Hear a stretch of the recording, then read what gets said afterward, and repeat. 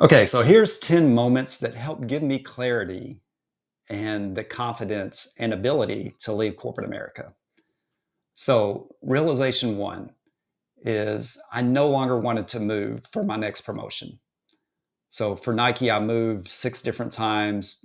When I left Nike, I moved again to get back to where we wanted to live ultimately.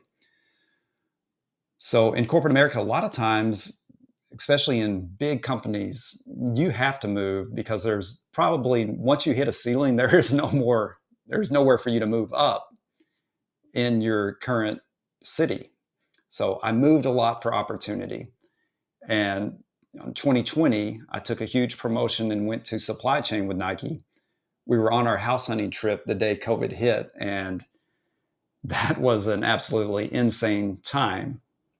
And I realized that once we got back to where we wanted to live, Little Rock, I didn't want to move anymore. I didn't want to take those steps. So, number one is I didn't want to move again. Number two, every time that I moved, you had to start all over as far as not really work so much. Of course, that's a big deal. You're going to build those relationships, but I didn't want to rebuild outside of work. So I had, every time that you did that, you had, build your friend group, which is very important to me. Figure out, what's your quality of life outside of work look like. For me, it's like I love basketball. So, is there leagues for me to play in? Is there groups that I connect with?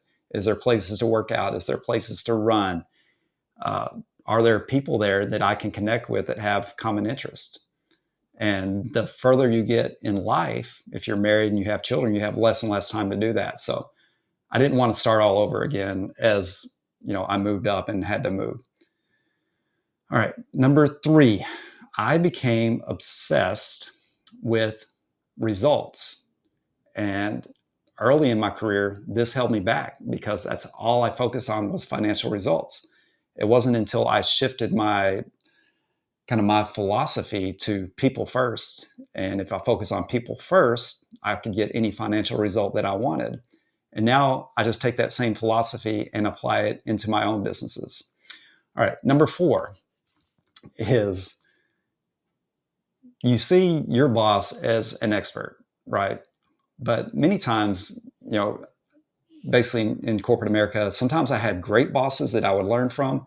And sometimes I had bosses that I felt like I was better than. So, what did I take from the great bosses? I took what I liked. From the bosses that I may not have liked as much, what did I take from them? Is I took things, hey, when I'm in this role or this situation, I'll never do that. So really learned from both great leaders and people that I really didn't align with.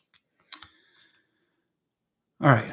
So step five, I learned how to lead in multiple situations, businesses, settings, locations. So I learned how to do that, but I didn't learn how to own. So basically, everything was a corporate playbook. So I just took all that knowledge and started using it in my businesses. Okay, number six, I was world class at helping people move up, get promoted, make more money. But I was horrible when it came to interviewing and networking and things like that until I figured some things out. So, that really held me back in corporate America. But now that I've learned those skills, I use that in my businesses all the time. All right, number seven, I realized job security is an illusion. And this was so eye opening for me. I had somebody that was helping train me once I left Nike. They said, and I had tremendous results. Like I think I had, well, I know I was in the top 1% increase in the entire company. So incredible results. I think we were like number four west of the Mississippi. And, I'm getting all these accolades and shout outs and, I'm in the running for manager of the year. But I realized that, somebody that was working with me told me like, hey, they say it's all about you and they care, and they do to a certain extent. But if you were terminated or, worse, they would replace you within 2 weeks. And that hit me like a ton of bricks because you feel so important, but you realize that job security is it's just an illusion. If you say one thing incorrectly or make one poor decision, or it may not even may just be somebody's perception of what you did. So job security, it's not an illusion. And you see it all the time. Like companies downsize, AI is replacing jobs. So there truly is no job security. All right, number 8, I built someone else's dream for too long. So yes, it is feels safe when you're there until you run into a rough situation. But when you take years, maybe decades, like me, and you're building other companies' dreams and you're making them millions of dollars, and you know you feel like, oh, this is what I'm making, and I feel pretty good about it. You're not getting you're not getting what you deserve. I mean, honestly, and you may kill it, and you may, for instance, one business I helped increase by $5 million. It made $0 profit the year before I was there to $3 million profit. And what did I get?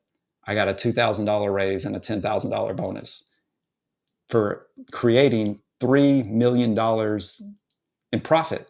So it's pretty wild. So that is the definition of building someone else's dream and realizing that, okay, well, I'm not getting compensated for what what's my worth. All right. And the other thing that I learned, working in a 9 to 5, it never shows you how to create income. It just shows you how to earn it. So these last 2 years outside of corporate America, I have learned so much. I feel like I've learned more in these 2 years than I did in my 20 years in corporate. And it really showed, how do I create income? I learned from all kinds of different mentors, business owners, industries. So pretty wild. Okay. And then number 10. And how did I do that? So I invested in coaching, mentors, people that were at where I wanted to get to. So ultimately, I stopped trying to figure it out alone, because I don't like to ask for help. I don't like being vulnerable. I like to figure things out and prove that I'm smart and that I can do anything I put my mind to. But once I stopped trying to do it all alone, that's when everything changed for me. I went from one of the smaller owners in one of my revenue streams to the biggest owner in the company. And then I scaled that into another business. And then I took mentors and started helping people do exactly what I figured out on my own, but take mentors to help me figure out how to do that correctly. So yeah, so that's it. So that's the top 10 moments that helped me realize that I no longer wanted to be in corporate America, and I had the skills, knowledge, and ability to build my own business. So if this is something that you're struggling with or you need help with, reach out, send me a DM. There's a link in the description. But yeah, that's it for this video, and I'll see you on the next.